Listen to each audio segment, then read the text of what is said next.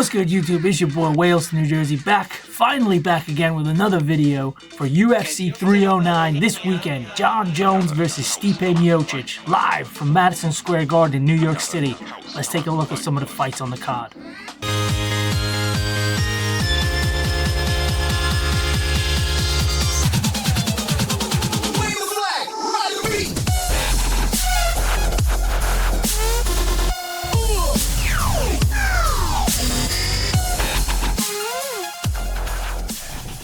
Alright, so we kick off the main card at 6 p.m. on the East Coast, the early prelims.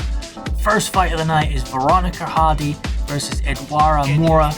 And then after that, we got the Welshman, Oban Elliott versus Basil Havez. Oban Elliott, the Welshman, is making his third walk to the UFC Octagon. He is 2-0 in the UFC with wins over Preston Parsons and Val Woodburn. Did get a win on the Contender Series, Dana White's Contender Series against Burrito. And he is facing Basil Havez, who is 1-1 in the UFC with his last fight against Mickey Gall, which he beat him in a unanimous decision. Before that, he lost to Jack Della Maddalena by split decision. That's a pretty impressive performance to go split decision with Jack Della Maddalena. That guy's an absolute beast. So it should be a good fight. Obviously rooting for the Welshman in this one. I don't give a shit if he's fighting Brock Lesnar. He's gonna win. Oban Elliott for the win. Let's go. And then after that, Jersey's Mickey Gall versus Ramiz Brahimaj. Mickey Gall is on a little bit of a losing streak in the UFC. He is 6-6. He's 500. He is on a 3-fight losing streak against Basil Havez, Mike Malott, and Alex Morono. He could be on the chopping block. He does need this win, I believe, against Ramiz Brahimaj, who is 2-3 in the UFC. His last fight was a loss to Themba Gorbino.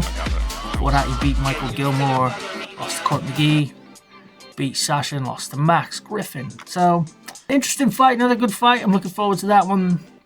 Jersey, always watching the Jersey guys, man. Gotta keep an eye on the Jersey lads. After that, Marcin Tybura versus Johanata Diniz, which will be the final fight of the early prelims. Then at 8 o'clock, we kick off the prelims with Roberto Romero versus David Onama.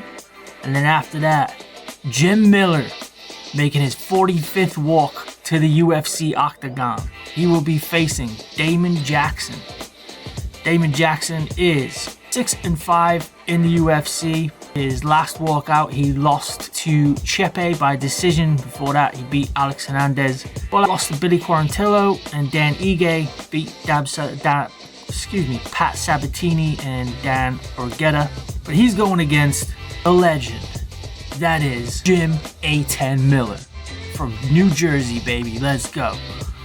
Jim Miller is 26-17 in the UFC. Like I said, making his 45th walk to the cage. His last outing, he lost to Bobby Green. Before that, he beat Gabriel Benitez by rear naked choke. Before that, he beat Jesse Butler by left hook uppercut in round 1. And then lost to Alex Hernandez, beat Donald Cerrone, Nicholas Mota, Eric Gonzalez. I'm telling you, lads, he's still got it. Jim Miller has still got it. He's not going on a title run or anything like that, but man, this guy, he's got it, man. He's Jersey's finest, man. This guy represents Jersey and the East Coast to the fullest. And I don't give a shit. Like Oban Elliott, who he's fighting, I'm rooting for him, and he's gonna win. Let's go, Jim Miller. And then after that, Chris Weidman versus Eric Anders, Battle of the Veterans. And then after that, we got Jonathan Martinez against Marcus McGahee. Now this is a good, interesting fight here, lads. Marcus McGahee is 3-0 in the UFC, and he's finished every single one of his fights against Journey Newsom, JP Buys, and Gaston Bolognese, all by finish in the first or second round. Marcus McGahee's a killer. He's a beast, but they've matched him up against Jonathan Martinez, a veteran in the UFC, who is 10-4. Started fighting in 2018. Lost his last outing to Jose Aldo. But before that, he beat Adrian Yanez, Saeed Nurmagomedov, Cub Swanson, Vince Morales, Alejandro Perez, and Zvidad. Yeah, this is definitely a big step up in competition for McGahee. Another good fight to watch out for. And then the main event of the prelims is Mauricio Rufy against James Lontop. Mauricio Rufy fighting out of the Fighting Nerds from Brazil. That whole team has been on a tear. And this guy's first fight in the UFC, he's only 1-0 in the UFC, but his first fight in the UFC was very impressive.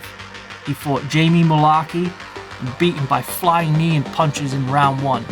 He was doing all kinds of shit out there. He was doing backwards kicks. He was doing all kinds of shit, man. Just very, very impressive first fight. Really looking forward to seeing this guy fight again against against James Lontop, a Peruvian, who is 0-2 in the UFC. So he hasn't really done that well. He did lose by rear naked choke and by a split decision. So the UFC said, fuck it, we're going to give you Mauricio Rufy. Goodness me. So, yeah, fight. Definitely want to see Mauricio Rufy fight again. Anybody from Fighting Nerds right now. It's going to be a good match. Could end in the first round again. But, shit, I'm looking forward to it. Correction, Mauricio Rufy and James Lontop kick off the main card. And then after that, Karine Silva versus Viviane Araújo. And then after that, Bo Nickel versus Paul Craig, the most decorated wrestler in the UFC from Penn State. Bo Nickel. He is 3-0 in the UFC. All 3 fights finishing in the first or second round by finish. The guy's been very impressive. He looks like an absolute steam train. Some people say he's the guy to stop Khamzat Chimaev. I don't know if I ultimately believe that yet. We still need to see him he still needs to do a little bit more in the UFC for that to be consideration. But he is facing the decorated jiu-jitsu practitioner, the Scotsman, Paul Craig, who is 9-8 in the UFC. He has lost his last 2 fights, but they've been against top contenders in Caio Borralho and Brandon Allen. He beat Andre Munoz, lost to Johnny Walker, Volkan Ozdemir.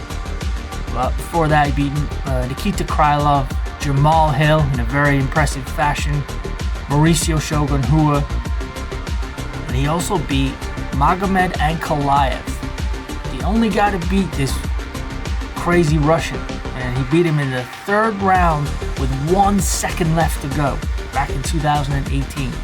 That was a crazy fight. Paul Craig has some serious jiu-jitsu on the ground. Can he implement it against a dominant wrestler in Bo Nickel? We shall see. A great fight to watch. And then after that, we got the co-main event of the evening.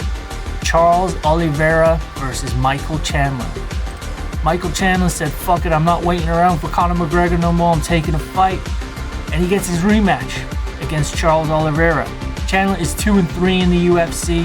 He's lost to Dustin Poirier, Justin Gaethje, and Charles Oliveira. His only 2 wins in the UFC have come against Tony Ferguson and Dan Hooker. So it's one of those. Can he beat Charles Oliveira for a second time? I'm not really sure. It's been a while since he fought last. He fought Dustin Poirier back in 2022. He was hanging around waiting for Conor McGregor. They did the Ultimate Fighter together, but ultimately that fight didn't pan out. So the UFC said, we're giving you Charlie Olives again. Charles Oliveira, the veteran of the UFC, is 22-10. First started fighting in 2010. Last fight he lost against Arman Tsarukyan by split decision. It was a close fight, but Arman's is a beast as well. Before that, he beat Beneil Dariush, lost to Islam Makhachev, pound for pound number 1. But he did beat Justin Gaethje, Dustin Poirier, Michael Chandler, Tony Ferguson, Kevin Lee, Jared Gordon, Nick Lentz, Jim Miller. The list goes on and on. But look at this though. Look who took away Charles Oliveira's undefeated record here back in 2010. Jim Miller, baby. Let's go. But interesting fight. Good fight here. The odds are they got Charles Oliveira minus 250 favorite. Chandler is a plus 200 underdog. So good co-main event. And then we lead up to the big one, the greatest to ever do it, the GOAT, Jon Bones Jones versus Stipe Miocic. Stipe Miocic holds his own fucking records in the UFC heavyweight division as well. I believe he's defended the title more than anyone in the heavyweight division. He is 14-4. His last fight was against Francis Ngannou in 2021, so he's been out of the octagon for a while. Same as Jon Jones, but he beat Daniel Cormier twice, once by decision, once by finish. He did lose to Daniel Cormier once, but he also beat Francis Ngannou, Junior Dos Santos, Alistair Overeem, Fabricio Verdun, Andre Arlovski, Mark Hunt, lost to Junior Dos Santos, beat Fabio Maldonado. Miocic is decorated, very good fighter, but he hasn't fought in 2 years? His last fight was in 2021. 3 years he hasn't fought, and he's going up against the GOAT, Jon Bones Jones, baby. The greatest to ever do it. Johnny Bones is 21-1 in the UFC. Now, if you don't know, that only defeat was a disqualification by illegal 12-6 elbows. Now, the UFC have gotten rid of that rule, so that loss technically doesn't count. But man, look, this guy, he's just an absolute beast, man.